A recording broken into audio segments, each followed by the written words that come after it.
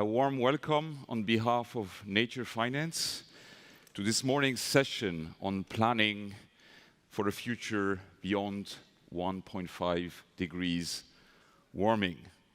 Let's be honest, incremental change will not meet the demands of this moment. We really have to move at into a different scale. The climate, nature, and biodiversity crises are immense, but perhaps the greatest crisis we face is human inertia. Some of the things we fear may be unavoidable, and that the future is unpredictable and uncontrollable, and nevertheless we have to find the courage and clarity to play our role in shaping that future, because in reality we are, with our actions and inactions, creating the future, and the question is whether we want to do so deliberately or not.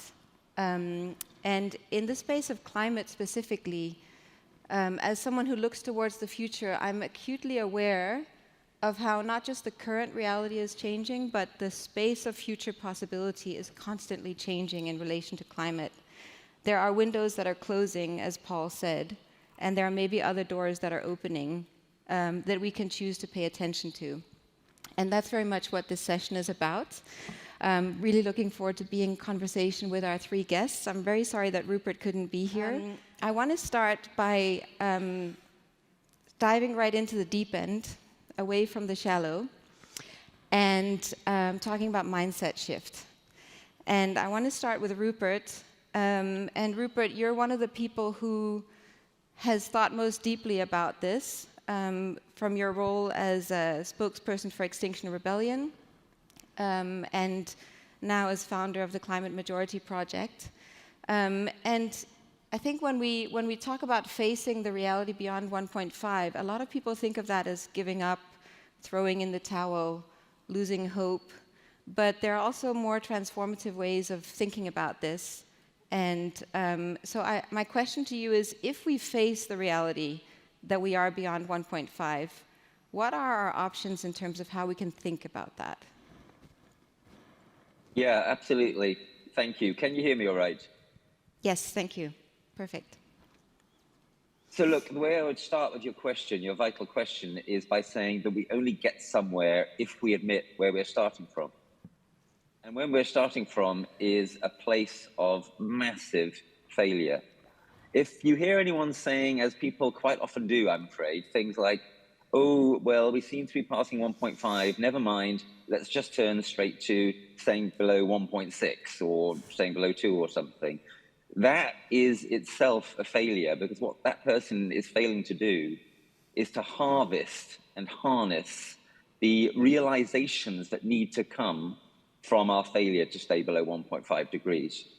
This failure, by the way, includes the massive failure of climate capitalism, the massive failure of carbon markets. The failure on nature, we should say, is, if anything, even worse. That's what the Stockholm resilience analysis tells us. We're bursting through the nature boundary even worse than the climate boundary. And there's no reason to believe that nature markets will be any better than carbon markets. They will probably actually work worse because of the greater complexity of nature. This is where I disagree with nature finance and with Nicholas. And the reason I'm laboring all of this is that the following point, I think, is crucially important. The failure on climate wasn't actually surprising. This is the mother of all collective action problems, the mother of all free rider problems. The word problem is completely inadequate to it. It isn't surprising that we're failing. It's disappointing, but not surprising. But I want to introduce a concept to you, the concept of the meta-failure. The failure wasn't surprising. The failure to learn from the failure is a little surprising. We are supposed to be Homo sapiens. We're supposed to be good at this sort of thing, at least. Understanding, knowing, learning. So what I want to say is we must stop, pause, and learn from the failure to stay below 1.5 degrees and the failure of virtually all existing climate policy. And what I would urge at this point is a pivot to climate adaptation. If we pivot to adaptation, that is the best possible way of ending the meta-failure. Because when we turn from centrally focusing on decarbonization to also putting adaptation front and center, we are admitting failure, beginning to move to cope with that failure. So some of you will already be asking, what should I do? What should we do? And to start to answer that question, which I think we'll be getting into more in this session as we go on, I would say pivot to adaptation in your business. That means everything from thinking carefully about your supply lines to understanding whether your product or your business is even fit for purpose in the new world we're moving into. Pivot to adaptation in your business as well as in life and in politics. Do adaptation right. We'll come back, I'm sure, to what that point amounts to. And in terms specifically of what finance should do, you're maybe thinking, how do we get money properly into climate and nature? But as I've already implied, if you're thinking of that within a capitalist setting, I would say, actually, that's not really very important. It's not really going to help very much. Think of the Koch brothers. They made a huge difference over the last 20 years by putting vast amounts of money into climate denial, into building a movement that has been the basis, for example, for the rise to power of Trump. The Koch brothers did more with more of consequence, with a fraction of the money that's going into carbon and nature markets, by putting their money directly into movement building. We need much more and much bolder green philanthropy. Organizations like mine, the Climate Majority Project, organizations like the Club of Rome, these could be rocket fueled levels of money. If you want to help save the world, which is now very hard to save, then do not bank on the financialization of climate and nature. Bank on organizations that are actually reality-based and actually have a plan for how to adapt to what is coming. Where it is. Rupert, back to you, just for a couple final minutes. You distinguish between conventional adaptation and transformative adaptation or strategic adaptation, and you have this very interesting concept of the through-topia, that in a way there's no way of getting out of this or moving back, but we have to move through, and distinguishing the through-topia from the utopia and the dystopia. And I would love for you to share that with this audience, what that means. Yeah, so let's start with that. We're heading straight for dystopia. Now, traditionally when people are trying to come up with an alternative to a dystopian or catastrophic narrative or future, they cling to this idea of utopia. Oh, we can have a better world, everything can be fine. But tragically, everything is not going to be fine. To dream, for example, now of staying below 1.5 degrees in the safe zone is itself a key instance of dangerous, toxically positive, mere wish fulfillment fantasy utopian thinking. True-topianism says, look, we can still have a good future, but the good future will come precisely from taking seriously the awful, horrendous challenges, disasters, etc., that we're going to go through. The disasters that we're going to go through can be the making of us. Look at history, look at the Blitz in the Second World War, for example, very close to the narrative of my country. What happened in the Blitz is that we were subject to massive bombing, but in response to that bombing, there was actually an increase rather than a decrease in morale. There was a reduction in suicide rates rather than an increase in suicide rates. We can actually rise to the challenge hugely. That's what we have to do. And that's the essence of my idea of through-topia. We need to create positive stories of the future, but they need to be reality-based, and they need to take the positive out of the negative. They need to find the upside of down. And then in terms of how this fits with adaptation being centered, so yes, I have a new book out conveniently called Transformative Adaptation.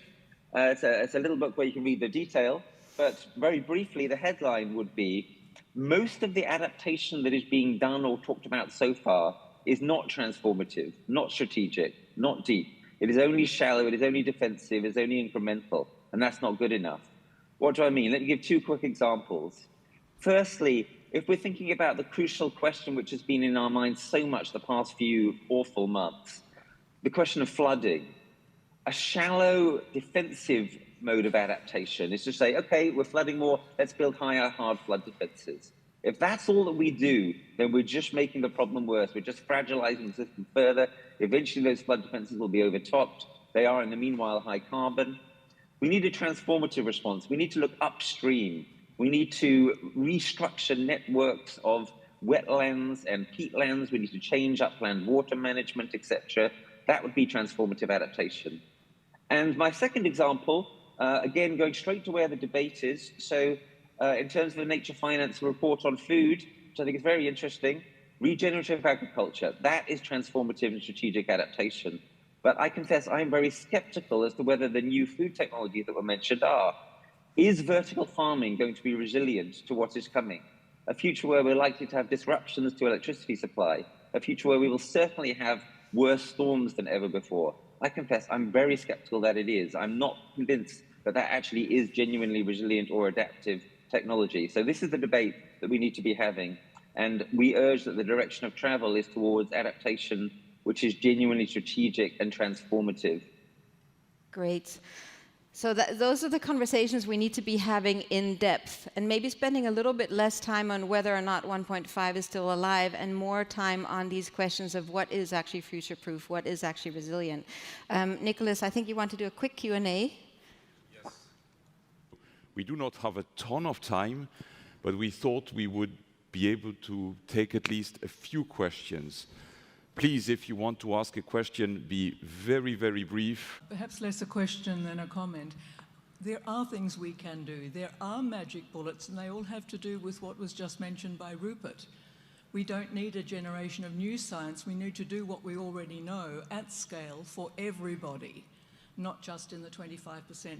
Next week, we have a Futures Fair for Business and Finance, where we'll be showcasing examples of investor-ready propositions, but we don't get a chance to share those here. Yeah. Thanks very much. Thank you very much indeed. Thank you for staying brief. Since 2015, we have spent $5 trillion to be going backwards. So my question is, there is $4 trillion that sits on the balance sheets of foundations that is unaligned. We allocate 5% of it every year. That's a tax issue. There is $4 trillion that sits in pension funds in the developing markets, unaligned in local government cash. This is not an issue of money. This is an issue actually of political will and change. And we are failing abysmally. It's actually the politicians who failed us by committing suicide and assuming that we're all actually a bunch of selfish individuals. But actually, for audience like this, I think the true speech is it's the role of multinationals who are here to blame. They are the ones who put pressure on the politicians to shrink their power, to reduce always their power, except when it's to save them.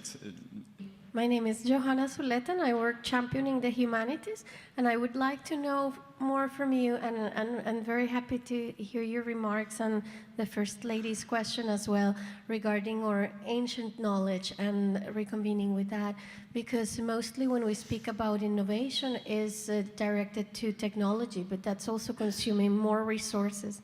And I would like to know all of your opinions regarding how to bridge better ancient knowledge and the humanities, with human capital, with not only tech innovations.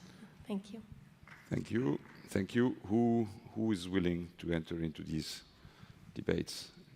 Rupert, you want to give it a go? I'll start. I absolutely love these questions and comments. They're all brilliant. On the last one, yeah, we need a Buddhist economics, and we need to learn crucially in the Western tradition from philosophical traditions such as Stoicism, which point an alternative to the growth mentality, which is indeed clearly at the fundamental root of our problems. In terms of the role of multinationals, I would say, think about what your USP is. What is the greatest power that you have? And I would say that it actually is your lobbying power. What multinationals ought to be doing is going to governments together and saying, regulate us better for the common good. We cannot do it all by ourselves. We can do it with you, and we're going to force you to do it to us. Regulate us better for the common good.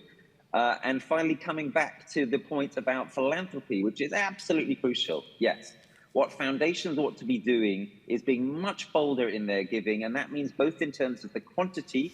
They ought to be spending down their endowments, because their endowments are going to be worthless in a world that collapses, and in terms of the quality of what they do. And that means, frankly, funding a lot more stuff which has real leverage and massive change potential in which capacity I would humbly include the organizations of the Climate Majority Project and the Club of Rome. These are the kinds of organizations, as I said earlier, which could actually be game-changing.